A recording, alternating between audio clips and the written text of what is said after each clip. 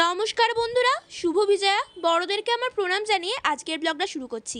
পুজোর রেশ কাটতে না কাটতেই চলে এলো কোজাগরী লক্ষ্মী পূজা। যেহেতু কোজাগরী পূর্ণিমা, ওই জন্য দেখতে পাচ্ছেন মা এসে উপস্থিত। আর এবারে মা লক্ষ্মীর প্রতিমাটি এনেছে আমার দিদু।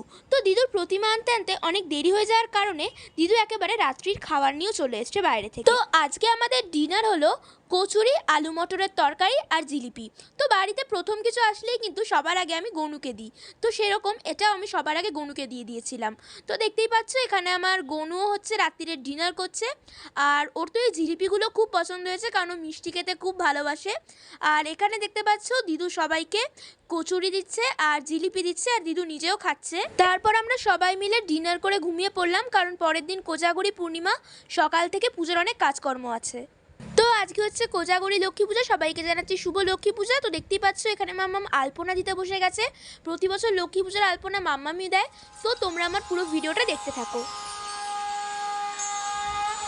नमस्ते हस्तु महामाये श्रीपीठे सूरपूजिते शंखचक्र गदा हस्ते महालक्ष्मी नमोस्तुते सिद्धि बुद्धि प्रदे देवी भुक्ति मुक्ति प्रदायिनी मंत्रमूर्ते सदा देवी महालक्ष्मी नमोस्तुते पद्मासन स्थिते देवी परब्रह्म स्वरूपिणी परमेशी जगन्मातर महालक्ष्मी नमोस्तुते परमेशी जगन्मातर महालक्ष्मी नमोस्तुते।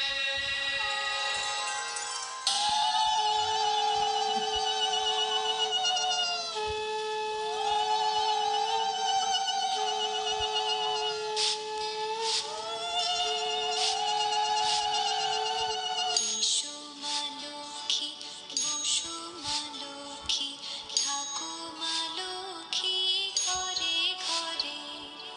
এসো মা লক্ষ্মী, বসো মা লক্ষ্মী, থাকো মা লক্ষ্মী ঘরে ঘরে। গাছে থাকা ফুল ফলার মাঠে সোনার ধান, ও মা গাছে থাকা ফুল ফলার মাঠে সোনার ধান। দুধে ভাতে বেঁচে থাক মা তোমার সন্তান, ও মা তোমার সন্তান। এসো মা লক্ষ্মী, বসো মা লক্ষ্মী, এসো মা লক্ষ্মী।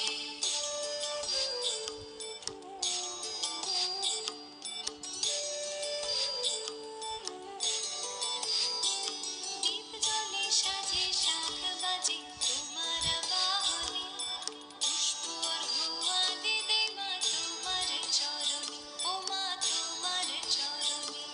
তারপর এখানে দেখতেই পাচ্ছ মা লক্ষ্মীর পূজার নিয়ম হলো পুজোর শেষে হাতে দুর্বা নিয়ে মা লক্ষ্মীর ব্রত কথা পাঠ করতে হয়। এখানেও আমি সেটাই করছিলাম। দোল পূর্ণিমা নিশি নির্মল আকাশ, ধীরে ধীরে বহিতেছে মলয় বাতাস। লক্ষ্মী দেবী বামে করি বসি নারায়ণ, মলয় পর্বতে বসি করে আলাপন। হেনকালে বিনা হাতে আসে মুনিবর, নারায়ণে সাক্ষাতে কহিল বিস্তর। তারপরে করজোড়ে করিয়া প্রণতি, কহিল নারদ মুনি নারায়ণে প্রতি। কহ মাতা এ কেমন তোমার বিচার, চঞ্চলা জপলা প্রায় ফিরি দ্বারে দ্বার।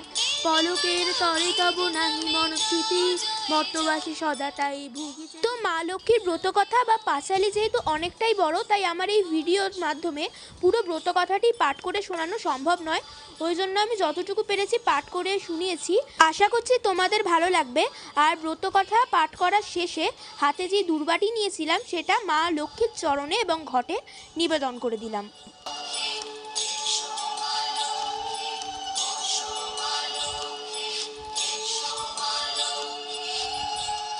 এবার এখানে আমি চলে এসেছি হচ্ছে মা লক্ষ্মীর প্রসাদ নিয়ে সবাইকে দেবো বলে।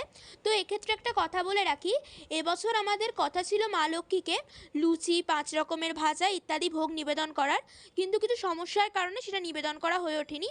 তো ওই জন্য আমরা মা লক্ষ্মীকে নিবেদন করতে পারিনি এবছর। তো ইচ্ছা আছে সামনের বছর নিবেদন করার। তো ওই জন্য এবছর আমি মা লক্ষ্মীকে ফল, মিষ্টি, চিড়ে, দই, নারকেল নাড়ু, তিলের নাড়ু ইত্যাদি দিয়ে ভোগ নিবেদন করেছি। এখানে আমি মায়ের প্রসাদের যে চিড়ে, দই, মুরকি আর বাতাসাটা ভালো করে মিশিয়ে নিচ্ছিলাম। এটা সবাইকে প্রসাদ রূপে বিতরণ করা হবে। আর তার সঙ্গে মাকে যে কুঁচো ফলের নৈবেদ্য দেওয়া হয়েছিল সেই ফলটিও দেওয়া হবে। তো এখানে আমার প্রতিটা প্রসাদ সবার প্লেটে সাজিয়ে দেওয়া কমপ্লিট। মামামকে বললাম আমার একটু ভিডিও করে দিতে, তো মামাম আমার ভিডিও করে দিল। আর এখানে দেখতে পাচ্ছ আমার পাপা পাশে বসে আছে আর দেখছে কখন প্রসাদ পাবে। আর ওপাশে আমার দিদুও বসে আছে আর মাম্মাম তো ভিডিও তুলছে। তো প্রসাদ পাওয়ার পর এখানে আমরা চলেছি সবাই ডিনার করতে। আর এখানে আমি গনুকে রাত্রিরের খাবার দিচ্ছিলাম। তো আজকে আমাদের ডিনারে হয়েছে কচুরি। তো গতকালও দিদু কচুরি এনেছিল, কিন্তু আজকে যেহেতু লক্ষ্মী পুজো তাই পুরো বাড়িতে নিরামিষ, বাইরের কিছু খাবার খাওয়া হবে না। ওই জন্য মাম্মাম এখানে ঘরেই কচুরি আর ছোলার ডাল বানিয়েছিল, সেটা দিয়ে আজকে রাত্রিবেলা এখানে আমি গনুকে ভোগ নিবেদন করলাম। আবার দেখা হয় পরের ভিডিওতে, টাটা।